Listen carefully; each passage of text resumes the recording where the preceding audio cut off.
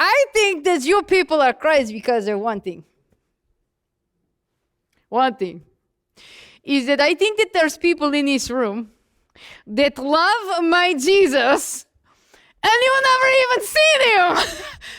You've never seen him. You've never heard him. You haven't seen his face or had a hug from him. And you love him. This makes my heart so happy. Because if you can love him this much now, wait till you see him. Wait till you spend time with him. I'm telling you, he will change your life. I know he can for you now, but listen, he's not what you expect. He's not. I know that every single one of you right now in this group, you've got something in your head, right? About who you think he is. Do you? You know? Who, if he was here, who would he spend time with, huh? What church would he go to? All right? Whose house would he go to for dinner? Right? What would be his favorite activities? You've got it all here a little bit, don't you? Well, listen, so did we. and that's the thing I love most about my Jesus. He's not what you expect. I'm telling you, listen, I gotta tell you, listen, I was 15 years old when I met him for the first time. 15!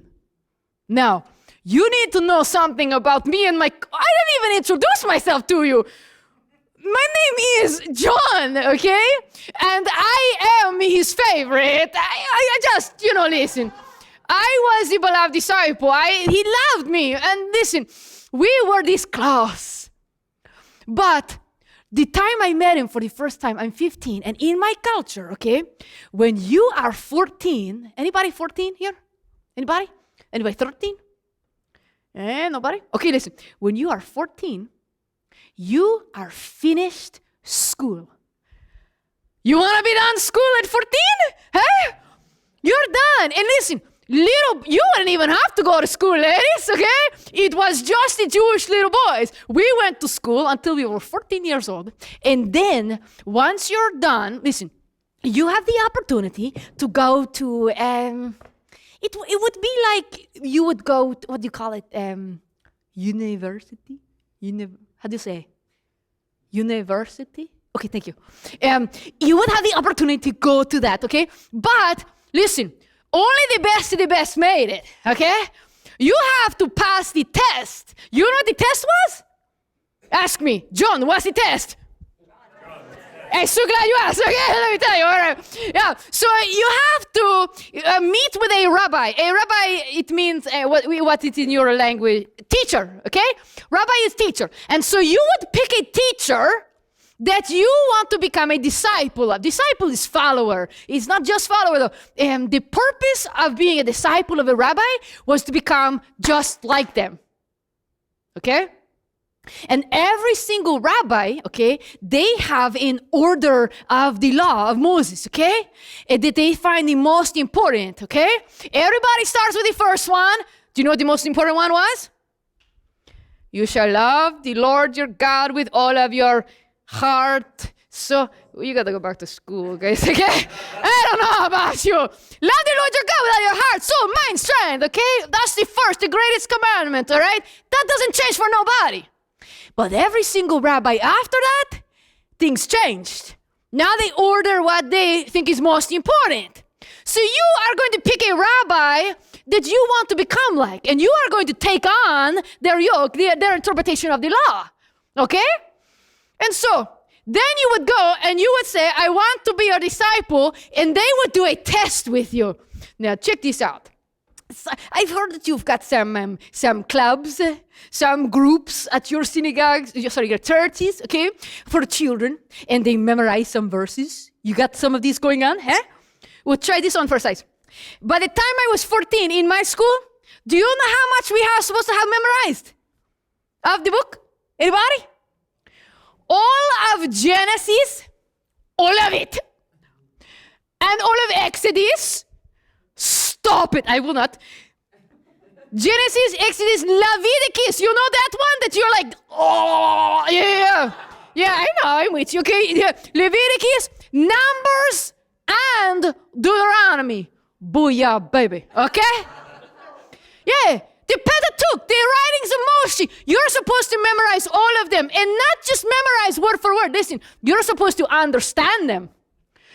Okay, come on, right? And so now when you come before the rabbi, he's going to ask you, you got a show, it's called Jeopardy. Is that how you say it? Jeopardy? Yeah. So it was like he will ask you a question by quoting a passage from that, okay, in a form of a question.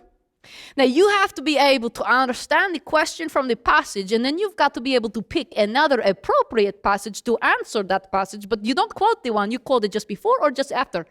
Anybody? You want to come try? Huh? No, you don't. It's hard, right? And you do this test back and forth, back and forth, back and forth, sweat pouring down your face. You know, you get it, whoo, baby, you know? And at the end of the test, the rabbi is going to give you a thumbs up or a thumbs down, okay? By saying something. If it's a thumbs up, now I'm going to start with down. If it's a thumbs down, he's going to look at you and he's going to say this phrase. You ready? Go and do what your father does. Because if you could not become a rabbi, you took on whatever occupation your father had. Huh? Does anybody know what my father did? He was a fisherman. Anybody know what I was doing for work? I was a fisherman too, okay? Don't jump to assumptions. Listen, okay? If you pass the test, the phrase that he would say to you was this. You ready? He would look at you and go, hey, come, follow me. Okay? So, I'm not going to tell you if I took the test or not, but I will tell you this. There was no rabbi. I don't mean to be cocky, okay? But there was no rabbis that I wanted to be like. I'm being honest. These guys, you see how you're sitting there, sir? You know? Arms crossed, yeah? This is his rabbi. Oh, he's loosening up a little bit. I don't know what to do with my arms now. Yeah? These guys, they don't care what. They are like this, you know? They are so judgmental. They are, I don't know about you, sorry. Okay. But these guys, they are above everybody. You know what I mean? If you did not come from the right family, if you did not have a good name, your father was looked down upon, listen to me. They're not going to give you a second chance. But the guys that come from the good family, the good name, huh? Teacher's pet, you know what I mean? They're going to get the special treatment. And listen, it's not even that. It's not like I was bitter, maybe a little bit, but you know what I mean? But I don't like that. You know what they do? Do you know what they do? They separate themselves from the people. Because they are rabbis. Huh? They are the teachers of the law. And they and the Pharisees, you know? You should respect us. And they look down on anybody that is, you know, considered a sinner or just less than them, which was everybody in their mind, you know? I don't want to become like that, you know? And I liked fishing too, okay? I liked it. I grew up by the Sea of Galilee. My older brother, anybody know what my older brother's name was?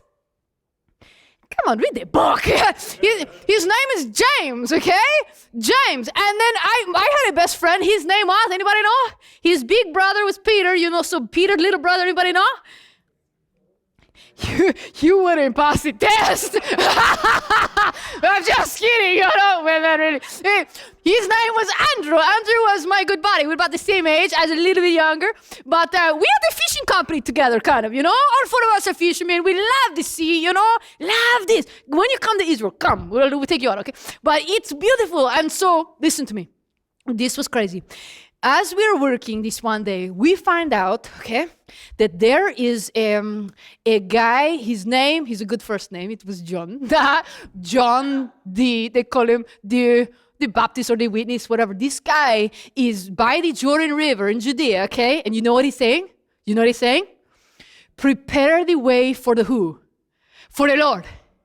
And he is saying that the Messiah, everybody say Messiah. Say it again, huh? Whoa, yeah. They're saying the Messiah is coming. You don't look excited. You don't know about Messiah. Listen, Messiah was the sent one. Messiah was the one that my great-grandfather, listen, we have been waiting for hundreds of years for the sent one. I mean, if you keep going in the books and you get to the prophets, you know what I mean? And they have been prophesying that the sent one is going to come. And you know what he's going to do when he comes? He is going to set us free. Free from, everybody say this, ready? Roman. You didn't do it. Okay. Yeah. He's going to set us free from Rome.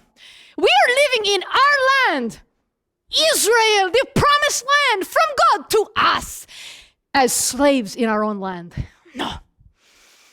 And we have been waiting for this one to come. But you know what? You know when someone takes so long, you sometimes forget? You know what I mean? It's not like front of your mind all the time. I gotta catch some fish. You know what I mean? Maybe I'm gonna have a family. But this guy comes and says, hey, prepare the way of the Lord. He's coming. Well, we heard, and I said to my father, listen, can Andrew and I, can we go? I want to go check this guy out. You know what I mean? And my father's like, well, I don't know, we got a lot of fishing to do. I'm like, come on, please, just a couple weeks. We'll come back, we'll fish real hard. He says, well, I said, listen, Andrew's going. They don't like that. Don't do that with your parents, okay? But he says, okay, go. So Andrew and I, we hightail it there. And when we get there, I'm telling you, I don't like these rabbis, but I like Johnny Baptist. Because you know what he says to these kind of rabbis? He's calling them out. He's like straight to it. You know what I mean? Some of the Pharisees come out pretending like they're interested in his message. And you know what he says? You're whitewashed tombs. Why are you here? Bear fruit in keeping with repentance. Oh, no, you didn't. Nobody talks to these guys like that. You know what I mean? And I said to Andrew, I like him, you know? Whoa! And so we ask, can we be your disciple, you know? And he said, yes! Okay. So we did. And we love this guy and we listened and he baptized us and we are there with him and we're like, so when is he coming, you know? And he's like, I don't know. But God told me I speak it. I'm a prophet. I speak what God tells me to say, you know? And I leave it at that. I don't try and mix stuff up, you know? We're like, okay. And I'm like, man, is he getting you? We gotta go. You know what I mean? So we left. We went back home. But when I told my father, listen, it's true, this guy, and I'm telling him about John, my father, you know what his name is? His friends call him Zeb, okay? So he's like, listen, if this guy is having such a good influence on you, go back there. Listen some more. This is good. Seriously? Yes, go. Okay. So Andrew and I, we go back. And I'm telling you, it had been like, about maybe, 40 days had gone by, maybe about this much, you know.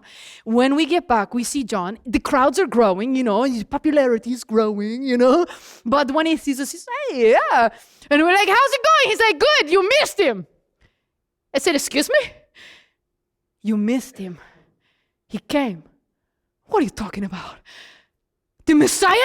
He said, yes. I said, no. What did he look like? He's like, I didn't even recognize him.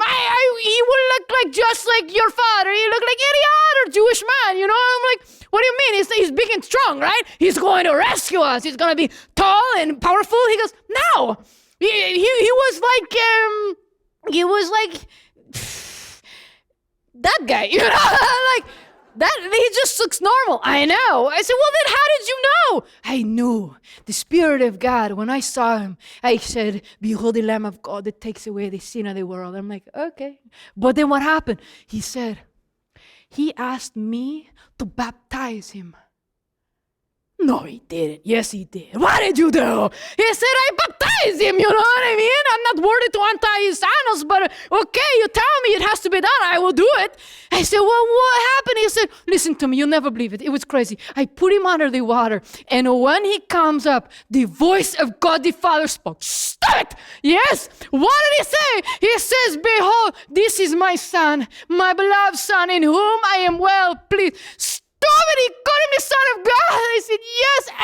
And when the voice spoke, it was like the Holy Spirit. It was like a dove was coming down and resting on him. Stop it. Why I gotta go home? You know what I mean? And then so I looked at him and I said, well, where did he go? He says, I don't know. You didn't follow him? He said, no, he came straight up out of the water and he headed toward the desert. Why didn't you follow him? You know what I mean? He says, it's not my business to follow. It's my business to do what he's called me to hear. I'm like, oh, man. The next day we're out there and we're listening and I'm kind of like, you know. And that's when it happened. That is when I saw the face of my Jesus for the first time. And yes, he looked like any other Jewish man. But those eyes, I'm telling you. And he comes walking by and John says, this is the one. This is the one. And I'm looking like, which one? That one? So that's him. And now we got an awkward situation. Because I'm a disciple of John the Baptist. But who do you think I want to follow? I want to follow that one. And I will just let you know that John the Baptist, I mean, you never meet a more humble guy. He knew. And he looked at Andrew and I and he said, go. I am here to show the way to him. And now he's here. Get going. And so we're like, peace out, you know. We're going. And this is when it got a little bit awkward, you know, because now it's kind of stalker level, you know. You never see someone famous and you kind of like, you want to follow them, but you don't want them to know that you're following them. You know what I mean? So I'm like, you follow this and they stop. You stop a little bit, you know. You keep going a little bit, and then we got talking, and we didn't realize that he had stopped, and now we're like, oh, okay. And he goes, what are you seeking? Where are you staying? Stupid! You ever get nervous and just something comes out, you know what I mean? Andrew bugged me for years after that. Where are you going? But he looked at us, and this is the first time I saw his smile. Kind of like you. He's got this smile. And he said this, come, and you will see. I didn't realize how loaded that was when he said it. But we followed him. And we went to the place where he was staying. But listen to me, we know our position. You know what I mean? We're two little fishermen boys, right? So when you get to the house, you don't sit at the table, all right? Because in my culture, I don't know if you know this or not, in Jewish culture, to sit at table with someone is to invite them into a relationship with you, okay? And so we do not sit at the table. We take our place back, and we just listen and watch. And my Jesus, you know, we recline. We don't have this thing you have here. We recline around the table a little bit, and we enjoy the meal together, right? And so he's reclining, and he's talking to people, but he stopped mid-conversation, and he turned around, and he looked at us and said, come. Sit. Excuse me? This is a different rabbi. You know? Not this kind of rabbi. Come. Sit. be nearer to me. This was the first time I experienced it, but listen, not the last. I learned my Jesus' heart is to be near you, and for you to draw near to him.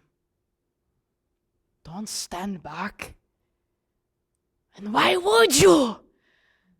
When the Messiah, the Son of God, Jesus, says to you, come, be in relationship with me, come closer. You would be an idiot to stay back there. I knew that much, you know. And we sat down with him, and I would learn later that, listen, this is not just a man, this is not just Messiah, this is God in the flesh. All powerful, all knowing. And yet he sat at that table and he asked people questions. Not stuff about the Torah all the time. About them. And he listened. Like he really cared. No. Not like he really cared. Because we can all fake that, right? You know what I mean? No, he did. Guys, there is nobody like him. Nobody. And we got up, we left there and went home, and who do you think we want to tell? Andrew goes and tells Peter, I go and tell James, I'm telling my father, telling other people, and we're saying, you gotta come and see this guy. Well, who is he? Just come and see him. He speaks for himself. You know what I mean? I can try to describe it, but there's nothing like being in his presence. You know? You just gotta come and meet him. This was a rabbi that I wanted to be like. I wanted to be just like him. I would spend the rest of my life following him. And you know what? I did. And I got so much more to tell you. But some of you are going to fall asleep soon. You know what I mean? So listen.